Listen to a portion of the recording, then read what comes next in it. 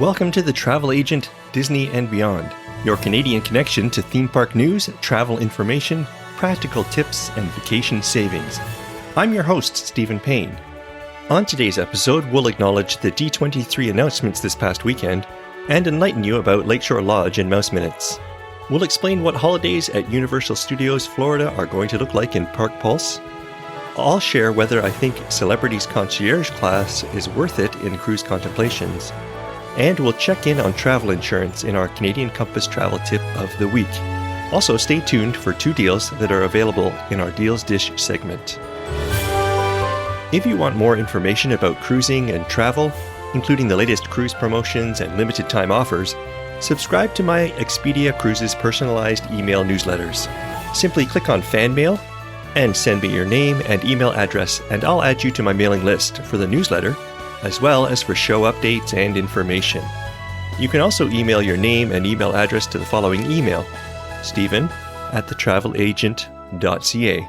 Stephen is spelled S-T-E-P-H-E-N, and make sure that you spell agent right with an E-H, because we're Canadian. That email, once again, is stephen@thetraveleagent.ca. This information will also appear in the show notes. Now, for those of you who are interested, if you listened last week and you're curious, the Rush Show was truly Canadian and truly a beauty, eh? Their performance was on point musically and the set list was magnificent. Their new drummer, Annika Niles, or Nils, I'm not exactly sure how you would pronounce her last name, she was up to the task and erased any doubts about her ability to be part of this Canadian power trio. Honestly, that's the best I've ever heard Geddy Lee's voice. I gather he's been doing vocal training and work with a consultant, and it's paid off. It's amazing that Alex Lifeson and Geddy Lee can put on such a virtuoso performance at age 73. I think it gives us all hope. For the first time in the long, storied history of this podcast, well, we have no interview this week. Is that good? Is it bad? Well, I'm not sure. I guess it depends on you, the listener. And I don't really know what you'll think. But the good news, or maybe not good news, is that the show will be a little shorter today. And don't worry, we have an interview lined up for next week. So we won't be missing out on the interviews for too long. We will be hearing an interview with Michelle Croft from Celebrity Cruises.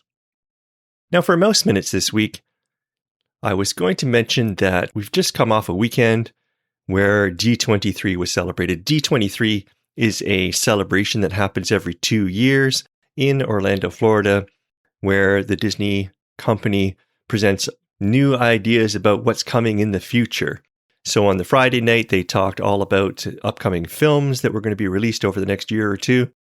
And on Saturday evening, they talked about what was coming up for Disney parks. And so that's a pretty interesting time for people who are Disney fans. Then on Sunday night, I believe that they had a Legends ceremony. So they were bringing some new people into the Disney Legends. That's similar to having your name hoisted in Scotiabank Center, as a great maple leaf. In this case, Disney has its Disney Legends. And I know Lin-Manuel Miranda was going to be a legend this week, as well as Jerry Bruckheimer. I don't know if there was anyone else because I didn't pay too close attention to it. D23 is always kind of exciting for Disney fans because it gives you a chance to see what's coming down the pipe for things that are coming up this year. And so if you are paying attention or if you'd like to know what they talked about, the key pieces were that they talked about Tropical Americas, which is a new area in the Animal Kingdom that will have a ride based on Encanto. And they will also be building an Indiana Jones ride similar to the one that is already in existence in Disneyland, California. And so they talked about that area. Plus, I guess there's going to be some kind of carousel there as well with some animals and so on. They talked about Villains Land, which is going to be part of the Magic Kingdom. And in that land, there will be, it'll be populated by villains. They talked about a wishing well that was what drew all the villains to the land. And they talked about 2 attractions that would be there. One is a roller coaster based on the story with Maleficent. And the other was a dark ride.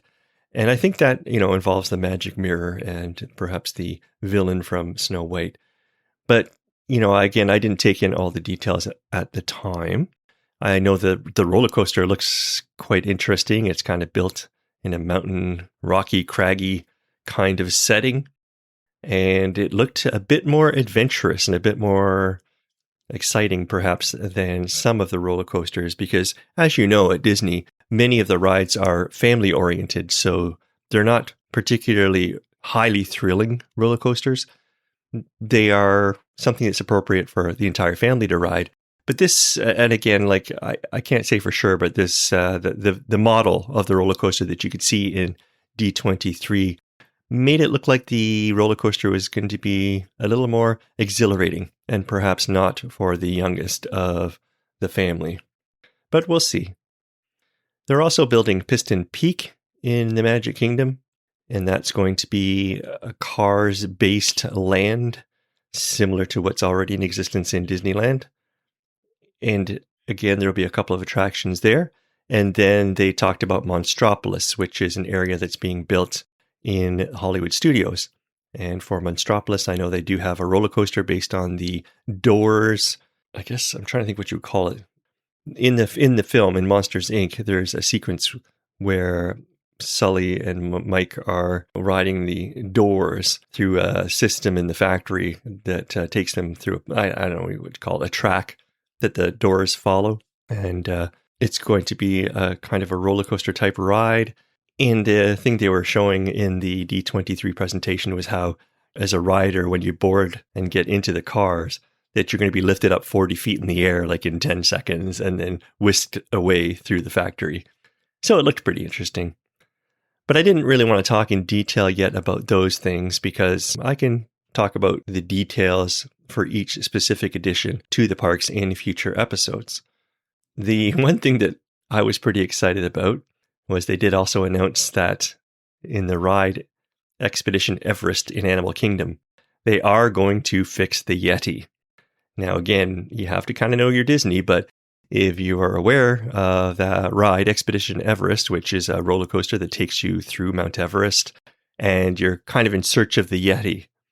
And, well, lo and behold, when you're in the mountain, you do run into the Yeti. Now, when the ride was first built, it was an animatronic, the biggest animatronic they'd ever built.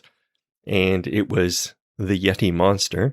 And when you went by it on the track, it kind of came out of a cave area and would swipe its big paw at you as it's leaning forward and, of course, roar. And that was pretty exciting, but I don't know exactly how long, but the animatronic only worked for a certain period of time and not a very long time. And unfortunately, the animatronic had issues and it broke down. And then they didn't replace it, but they tried to fix the problem. The animatronic's arm no longer moved. The Yeti didn't move anymore. And they said that was incredibly difficult to repair. So to fix it, what they did was they used a strobe lighting effect to make it appear as if the Yeti is sort of moving towards you. But it's actually just trickery with the lights, and the animatronic is not actually moving. I've never seen the Yeti in working condition, but it sounds very, very cool. Unfortunately, I've only ever seen this strobe light Yeti, which is affectionately called the Disco Yeti. And for years, Disney fans have been hoping that attraction would get fixed, and, well, they finally have announced this past weekend that they're going to fix the Yeti. So that was actually the thing that stood out to me the most, and that made me most interested, just because I really enjoy the ride, and I think it'd be very neat to see the Yeti in operation. By the way, that roller coaster actually goes backwards as well, and that's one of the interesting features of the ride. Okay, the other thing that they announced was that they were going to reinvent the ride from a pavilion called Imagination at Epcot. And the ride was called Journey into the Imagination, starring Figment. Figment is a little purple dinosaur type creature that has been loved and remembered fondly by Disney fans. But that ride, Journey into the Imagination, dated pretty quickly, and it's kind of been working intermittently the last number of years. And Disney's announced that they're going to make a new ride and bring back Figment and an accompanying character with it. So those are the things that happened in D23. Again, I will look more specifically at these new things that are arriving in some of the future episodes and give you some of the details if you're interested. What I was going to talk about in terms of Mouse Minutes this week was just about Lakeshore Lodge. So Lakeshore Lodge is a brand new Disney resort opening in the summer of 2027. And you may well know, or maybe you don't. I don't know how familiar you are with the Walt Disney World Resort, but there are well over 20 different resorts on property that you could choose to stay at. This mix of resorts are in different categories. So there are value resorts, there are moderate resorts, there are deluxe resorts, and there's even a campground. So there's quite an array of places to stay with a range of pricing. And of course, if you're staying in a deluxe resort, those are the resorts that are close to the theme parks, have easy accessibility, and are a little more luxurious with amenities. If you're staying at a value resort, then the amenities are fewer, and they're usually a further distance from the theme parks. Lakeshore Lodge is a new resort that Disney is going to open up on Bay Lake. And its whole focus is on nature. The theming is inspired by the film Pocahontas. And of course, in that film, there is a real emphasis on the natural world, probably linked to indigenous values, right? So in the resort, that's the focus. So it's either going to be, you're going to be seeing theming that alludes to the film itself, maybe to the songs from the film, and certainly to the natural world, which is all a part of that film. So the lobby is going to have, floor-to-ceiling glass windows to allow all kinds of natural sunlight and natural light in, and also affords a view of the outdoor recreation area, which is going to be located in the front area of the lobby, like outside. It's going to be called the wetlands, and I'll talk about that shortly. In the lobby, there's also going to be like a fiber optic river weaving along the floor. There's going to be a blown glass Colors of the Wind sculpture in the ceiling with hundreds of suspended glass leaves. So it seems like the lobby, with the sculpture and with the fiber optic river, and I think there's going to be a lot of foliage and flowers and things like that. You're going to see a real natural landscape. And I know they're planning on hanging tapestries with Pocahontas visuals or maybe scenes from the film, or scenes that would fit with the film, again, showing natural landscapes and so on. So when you move into the dining spaces in this resort, it's also going to be architecturally connected to the idea of nature. So for example, there's going to be a table service restaurant named Moonglade, which will have floor-to-ceiling windows again, and you'll have water views, and there'll be arched cypress trees outside. And all the dishes will be prepared with locally sourced ingredients. And again, I think the menu, although we haven't seen it, but the menu will hint at sort of natural, wholesome ingredients and so on that link to the idea of the natural world. There's also going to be a quick service dining option, and that's going to be called Bay Lake Provisions, with an open kitchen concept. And there's going to be woodland critters all throughout. I'm assuming they're carvings or models rather than the actual thing and actual animals. And then there's also going to be Paint Out Point Bar and Grill near what is being called Lakeshore Lagoon. And there will be lots of artwork in the area, especially using what's called plein air painting. And the setting again is natural and woodsy. And you'll be able to watch the fireworks show from the Magic Kingdom over Bay Lake from Dandelion Terrace at the resort. Now, as I said earlier, outside of the lobby is this wetlands area, which is an outdoor recreation area.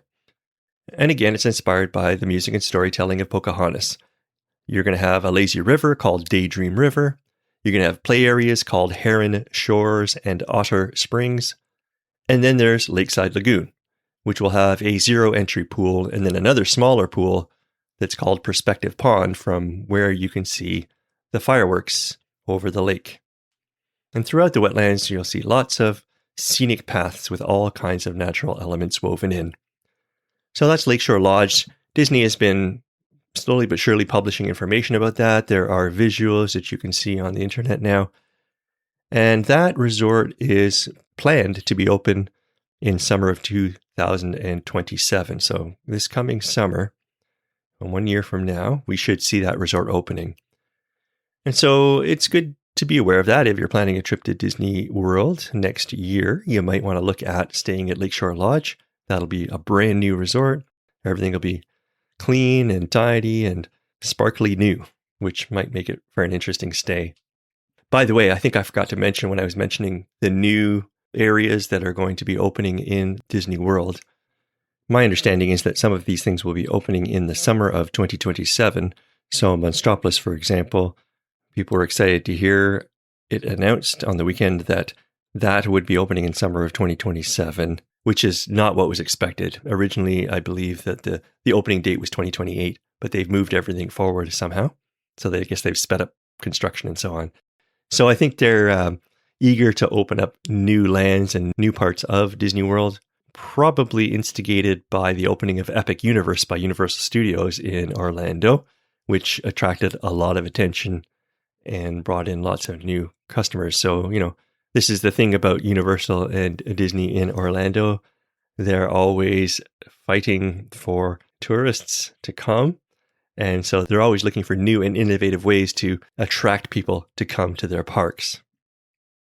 Okay, so that wraps it up for Mouse Minutes for now. Let's talk about Park Pulse for a few minutes. In Park Pulse, I just wanted to visit the fact that Universal Orlando is having holiday celebrations as well. We've talked about a few of these over the last number of weeks. We've talked about Mickey's Very Merry Christmas Party, and we've also talked about the Halloween parties, both at Disney and at Universal. And so just to complete this whole cycle of holiday celebrations, I thought I should mention that Universal Orlando has its own holiday celebrations for Christmas. These begin on November the 14th and end on January the 3rd. Now, of course, what's a Christmas time holiday celebration without decorations? And in Universal Studios, there will be lots of holiday decor in the parks, in the resorts, and in City Walk. And I understand this year, because Epic Universe is a newer section of the park, they are advertising that they will have decor at Super Nintendo World and at the Isle of Berk in Epic Universe. Last year, they only had holiday decor in the Celestial Park area. So they're expanding their holiday decorations in the new Epic Universe park. And of particular interest to a lot of people who may be listening would be Christmas in the Wizarding World offered by Universal. So Harry Potter fans, take note, there are celebrations happening in the Wizarding World. And if you watch the films, that there are some scenes in the films that take place at Christmas time, when it's snowy in Hogsmeade and so on. So if you go to the Harry Potter locations like Hogsmeade in Islands of Adventure, or Diagon Alley in Universal Studios, or the Ministry of Magic in Epic Universe, you will see festive lights, all kinds of decor, and of course there will be entertainment at all of those locations that link to Christmas. And particularly on the Hogwarts Castle, you will be able to see the Magic of Christmas at Hogwarts Castle, which is a presentation that uses projections and special effects on the Hogwarts Castle. And it's a show that features special holiday moments and characters from Harry Potter. So if you're a Harry Potter fan, it might be nice to visit there at Christmas time if you have the means. Also, another big IP at that park is Dr. Seuss. If you've visited the park before, you'll know there's Seuss Landing with various Dr. Seuss type attractions. Of course, at Christmas, they're going to be celebrating Christmas with the Grinch, and they call that Grinchmas. So you can go to Grinchmas at Universal Studios. In Grinchmas, there is a live stage show called Grinchmas Hula Day Spectacular. And I don't really know much about that show, but I think it is based on the Dr. Seuss story, The Grinch That Stole Christmas. And so that's the kind of thing you'll expect to see. You can also meet the Grinch and his dog, Max. Now, I was talking to my family today and mentioning that the Grinch is actually quite an entertaining character. You can see clips of the Grinch in action on the internet. And he's very Grinchy, but at the same time quite humorous. So think of the movie by Ron Howard and that version of the Grinch. That's the kind of style of Grinch that you'll meet in the Grinchmas celebrations. And he can be quite grumpy, but quite funny at the same time. So that's worth seeing, I think. Also in the celebrations, you can see the Universal Holiday Parade featuring Macy's. So with that parade, it's, I guess, an imitation of the Macy's parade. And you'll see balloons, big, huge balloons, and elaborately themed floats inspired, of course, by Universal IP like Minions, Shrek, and Madagascar. And at the end of the parade, there is a Christmas tree lighting by the one and only Santa Claus, of course. That's essentially the main things that you'll come across if you're going to Universal Studios for the Christmas holidays. I thought I would mention there's an interesting feature too. They're offering something called the Universal Holiday Tour, which is a 2.5-hour tour of all their holiday offerings. And you can book this. And if you do book it, what you get along with that tour is an exclusive meet and greet with the Grinch, an exclusive meet and greet with the Grinch's faithful dog Max. You'll get reserved seating for the show, the Grinchmas Holiday Spectacular. You'll have a meet and greet with Santa Claus, and also you can get reserved seating or a reserved viewing area for Universal's Holiday Parade featuring Macy's. So that would be interesting too. Again, if you're going to visit at Christmas time, you might want to look into that. Of course, it'll be an extra charge for that, but it could be worth it. Now, for cruise contemplations this week, I was going to talk about booking a concierge room with Celebrity Cruises and ask the question, is it worth it? Because that's the kind of question you often get as a travel agent. So before I give you my opinion, let me tell you what concierge class with Celebrity Cruises can get you. Well, there would be a prime location for your cabin. So there are certain cabins that are reserved for concierge class, and they are midship usually, and certainly higher decks. Good locations. You get an exclusive welcome aboard concierge class lunch, 1 bottle of sparkling wine per cruise upon request, although I don't think I requested it and still got it. There are daily delectable delights that are left in your stateroom. There's pillow selection upon request. Apparently you get a celebrity embossed key holder these days. And there's personalized concierge service, an exclusive destination seminar, and laundry service, which you do have to pay for. There's main and specialty restaurant seating time preference upon availability. So I think I've run through all the things. Oh, I guess it says you get 24-hour room service too, but I'm not entirely sure if that's different than a regular room. I guess it might be, but you can get room service when you book a regular stateroom. I forgot to mention that another thing that's not listed by Celebrity on their website, but something I experienced, is they offer a reception during the cruise where you can meet the captain and officers and enjoy some snacks and drinks, alcohol included. So I've experienced the concierge class on Celebrity, and here are some thoughts. First of all, the welcome lunch was definitely nice. So you have to make sure that you check in. Your check-in time is early when you board the ship, early enough that you can get in there for lunch. So you have to be on your app early on to make reservations for your boarding time. But if you can get on board in time, you can go into the dining room and you can have the concierge lunch. And that's nice because, it's away from the crowd. So when people first board the ship, people tend to go towards the buffet to get their lunch and to get some food. And so it's quite crowded in the buffet when you first board, with lots of people coming on board and immediately going to the dining room or the buffet room because they're waiting for the rooms to be ready. And so it's a great way to pass the time. You get some lunch and you hang out there for a little bit and then you move out into the ship. So you're not going to be jostling at the buffet when you're in this concierge welcome lunch. And it's a nice little bit of quiet as you're settling in. So you can sit down, have a table service, and it's very enjoyable. I also really liked the cocktail reception. That was a nice perk. Again, not crowded at all.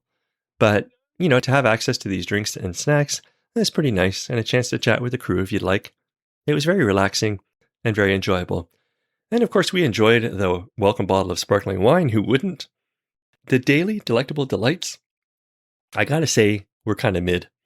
It was nice, but nothing to rave about. And so, I enjoyed coming in and seeing what they left. I ate them. But, Yeah, not you wouldn't go out, into the ship and start talking it up and saying, "Wow, these delectable delights were amazing." Not really.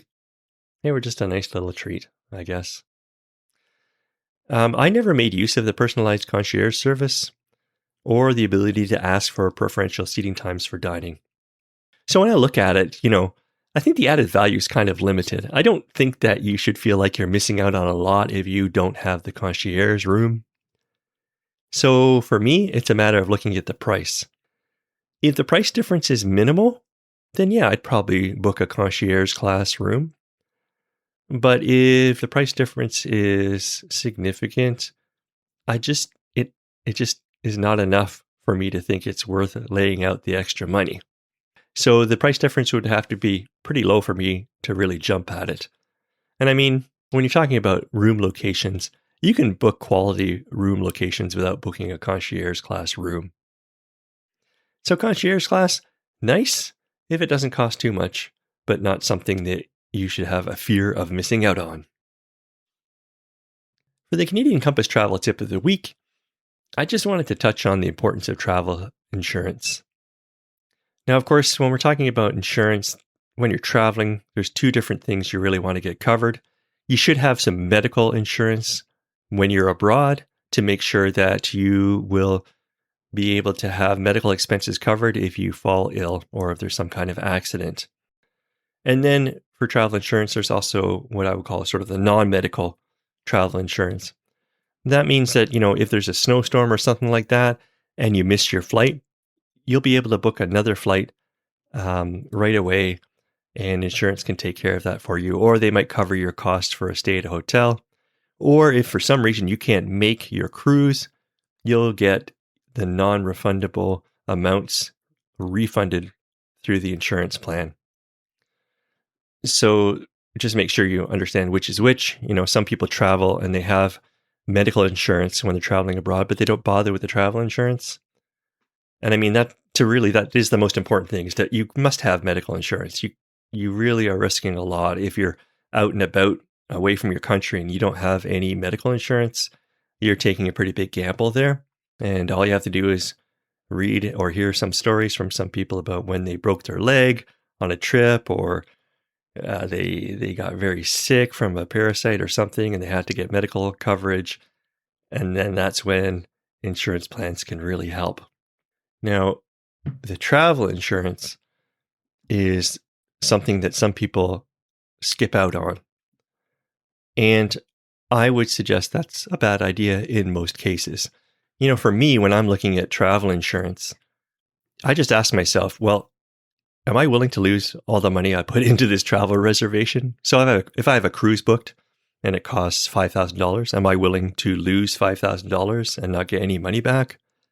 Can I cover that kind of cost? I'm also going to look at how much of a risk there is for me, right? So what are the chances something could happen that would prevent me from traveling? Maybe, it's the medical situation of people in my family, or maybe I'm traveling at March break and there could well be a snowstorm that might interrupt and prevent me from getting to my cruise on time. You have to think about all these factors that might prevent you from taking your trip or interrupt your trip. You have to find out or make sure you understand what is refundable and what is not refundable, because it's the things that are not refundable, of course, that you're concerned about. So sometimes if it's a cheaper vacation, I'm not spending a lot of money on it.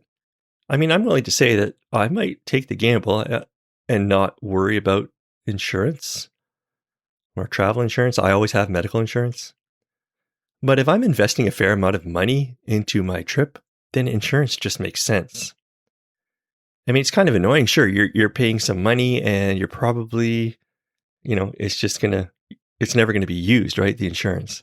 That's the whole thing about insurance.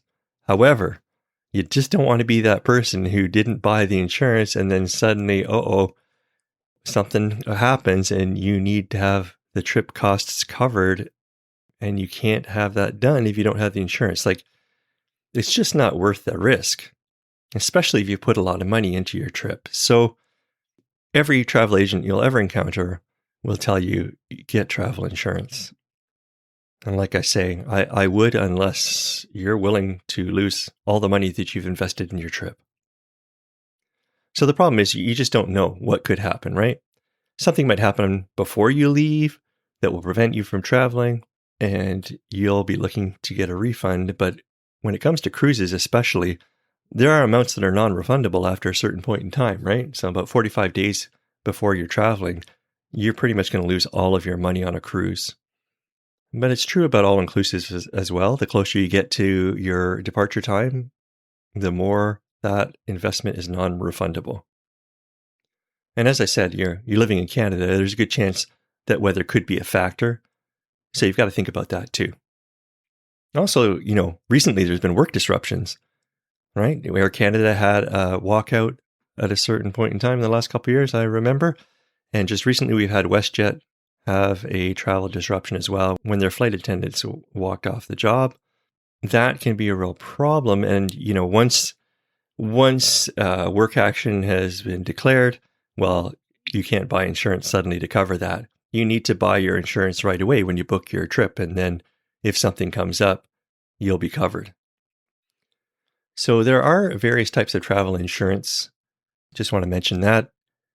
Some people use a credit card that has travel insurance on it. But in that case, you have to be very careful. What I'm suggesting is you need to read the terms and conditions that are with that credit card insurance.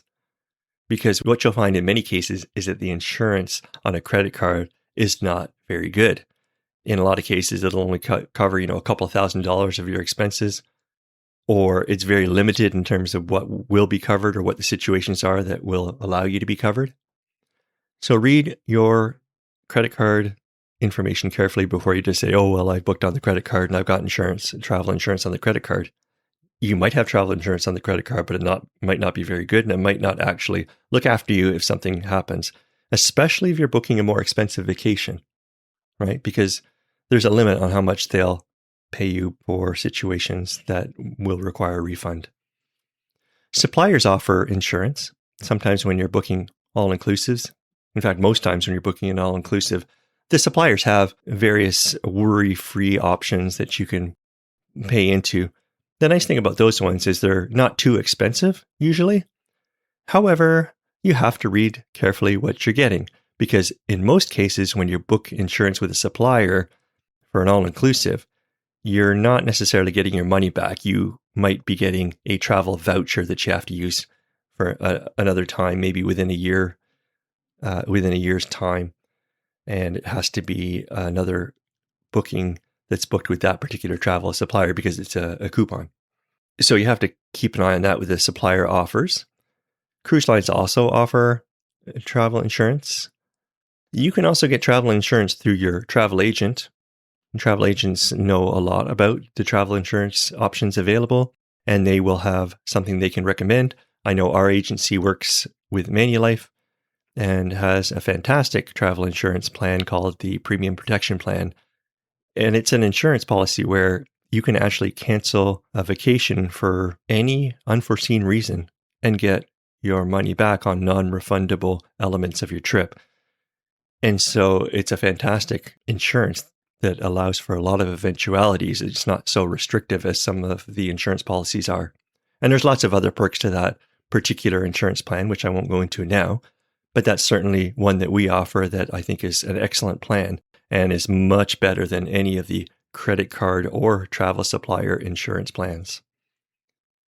So you can get insurance through your travel agent, or you can find insurance independent of your travel agent and independent of your credit cards or suppliers. There are companies that offer travel insurance out there on the internet that you could investigate as well.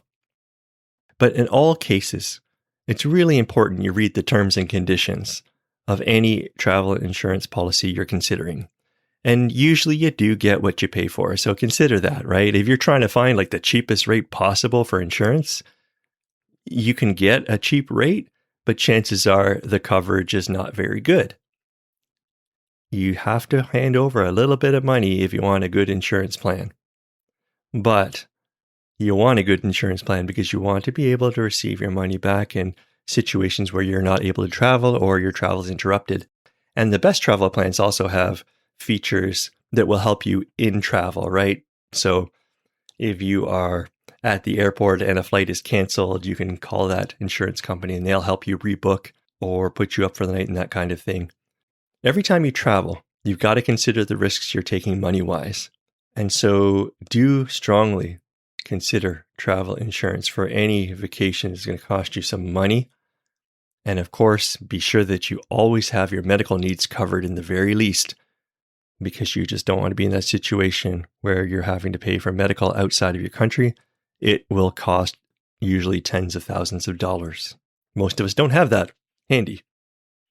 Now for Deals Dish this week, I wanted to talk about a couple of offers. First, I will mention the Expedia Cruises Freestyle sale. The Expedia Cruises Freestyle sale is going to get you extra onboard credit on any booking with Norwegian. So this Freestyle sale is linked to the Norwegian cruise line. If you're thinking about a cruise with Norwegian, you should think about booking it between August the 19th and August the 25th, because that is when the Freestyle sale is on. And the thing is that this sale can be combined with other offers. So any offer you see from Norwegian, for example, 50% off all cruises is a deal that they have going on. Well, you can combine this Freestyle sale with that offer of 50% off all cruises. So you get your 50% off, plus you're going to get some additional bonus onboard credit. This, of course, is a sale that is through Expedia Cruises, so you'd have to book your trip with Expedia Cruises. It's also combinable with any other offer, free at sea, free at sea plus, or anything else you see out there. There's teachers' discounts with Norwegian. There's a military discount. You can have this Freestyle sale offer with any of those things. Now, having a look at what's available, just for example, if you were to book a balcony room for any 3 to 6 night itinerary, you'll get $100 in US funds for onboard credit. If you book a 7 night to 13 night itinerary with a balcony, you'll get $250 USD. If it's a 14 night or more excursion, then you'll get $400 onboard credit, again in US funds. Now, it's scaled depending on what kind of category you book. So I said for balcony, a 7-night balcony room, you'll get $250 of onboard credit. If you booked a inside cabin for 7 nights, you'll get a $50 USD onboard credit. If you book an ocean view room for 7 nights, it's $100 onboard credit, and so on. So there's different parameters. If you book the Haven in Suites and you have a 7-night cruise, you're getting $500 onboard credit. So the amount of onboard credit you get is scaled based on the category you booked. And obviously, the more expensive categories, you're getting more onboard credit. It goes all the way up to $1,000. And it starts at $25. So the lowest amount of onboard credit you'll get is for an inside room for a 3 to 6 night itinerary. And that is $25 USD. All right. So that might be an interesting thing to look at if you're considering a Norwegian cruise. You'd have to book it between August the 19th and August the 25th to get that extra onboard credit. And don't forget that you can actually put a hold on your room for a few days. So you could on the 25th put a room on hold and still have the Freestyle sale offer available, and you could pay the deposit in a couple of days after. The other offer I want to present to you today is for those of you who are interested in luxury cruising. So luxury cruising is a higher class than the contemporary cruise lines. A contemporary cruise line would be a cruise line like Norwegian or Royal Caribbean, and Celebrity kind of falls under that category, although they're a little more luxurious than Royal Caribbean and Norwegian.